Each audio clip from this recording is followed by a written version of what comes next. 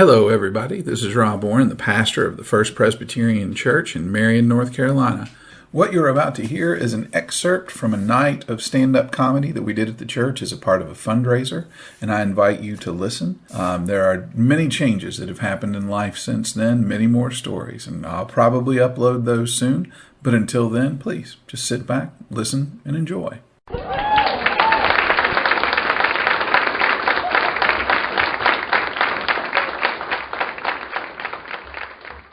Somebody asked me what the difference between stories that I can't tell in sermons and stories that I can tell in sermons is.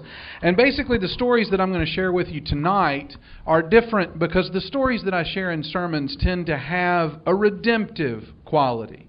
Someone in them is behaving in a way that's consistent with the Scripture. The stories you're going to hear tonight also have examples of people behaving in accordance with the Scripture, but it falls more on the thou shalt not side. One of the stories that I have used in a sermon and was asked to do tonight is one that happened not too far from here at a grocery store that I won't mention, but has a big round sign that starts with the letter K.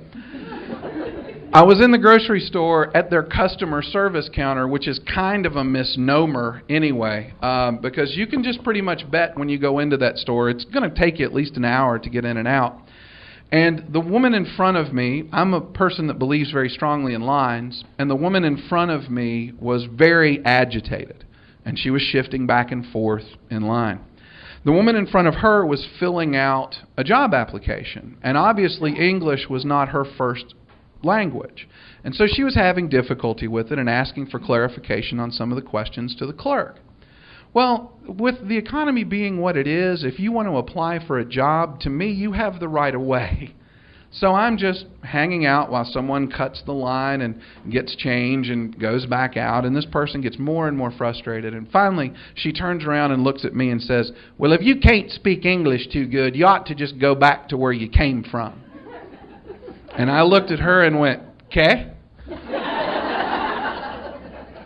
She stared at me for a second, and I said, "I do not speak English so well. I learned it from a book."